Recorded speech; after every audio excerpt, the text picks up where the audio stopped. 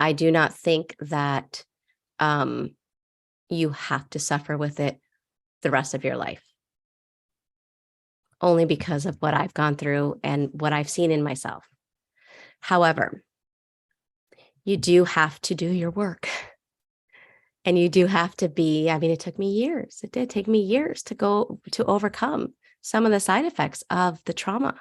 It wasn't like a 3-month thing. And no, there were some things that took me years, and I had to be dedicated enough to myself. Honestly, it was because I refused. I was like, this is not going to dent me for the rest of my life. And I'm going to, whatever I need to do to help my authentic self to be here, I was willing to do it. And it was worth it. Okay. So, but I want to talk about, does this really work?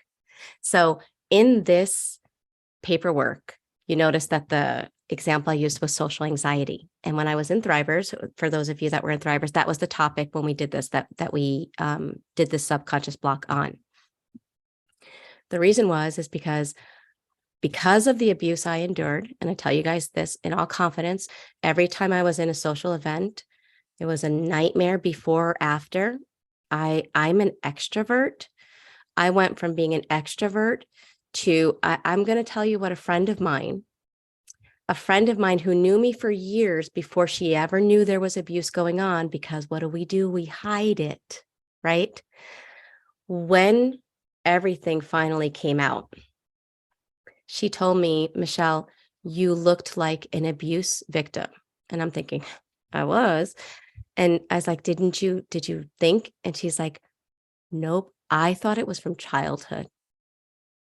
No one even knew what was going on behind closed doors. That's how well I hid it. But my point is, I was an extrovert before. I looked like I had a problem. I am not going to lie. I lost all confidence. I lost my sense of self. I lost my voice. I felt like a zombie. I wondered if I would ever feel human again. I kid you not. These blocks helped me tremendously because I started to realize the payoff. I started to realize that because I had so much association with the social anxiety, that it was easier. I didn't realize that the social anxiety was now helping me to not have to get back to me, so to speak. That was a big awakening. That was one thing. I'm actually going to go through the questions again. The next one, the benefits. I realized the benefits, I was judged so much, and in ways that I look back and I think, Michelle, how could you not understand what was going on? Like even spiritual abuse of using the Bible against you, and really feeling like convincing me I was bad and evil, to the point that when people would talk about spiritual things, I would almost vomit, not because I was against spiritual things, because I was convinced of how evil and bad I was. So I realized that the benefit of having the social anxiety was I wouldn't have to be in certain situations that would make me feel that again. So all of this was coming up. Now, I'm not going to lie, when I did this work, everything I have you guys do, I did it. I'm not telling you guys to do what I didn't do. It was big when I saw these blocks. The other one, what would I gain? If that was nice. I was able to see what I would gain. When it was on a scale of 1 to 10, consciously I wanted a 10, but then I thought, well, that means I'm going to have to go out in public. That means I'm going to have to stop isolating. That means I'm going to have to do this. That was rough.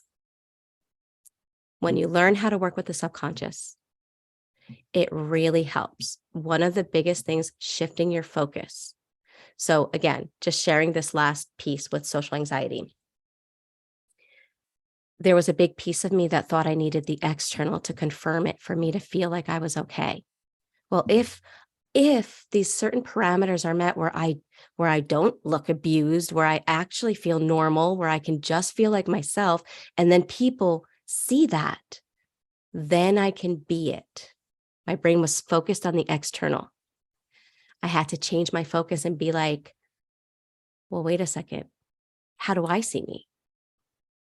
So in the beginning, it was looking at that 1 minute where I felt human.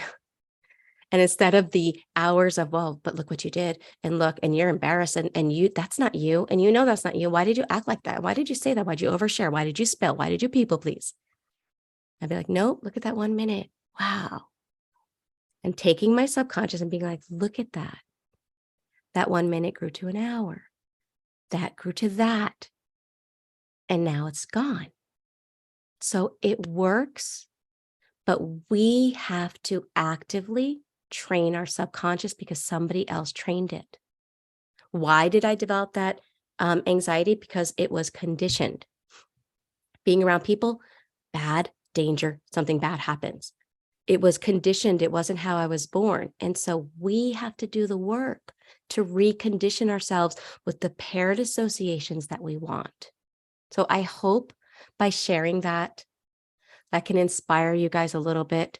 Am I going to say there were times it was always easy? No, it wasn't easy. There were times where I just had to just love myself, not when I overcame the anxiety, as who I was going through it and working through it.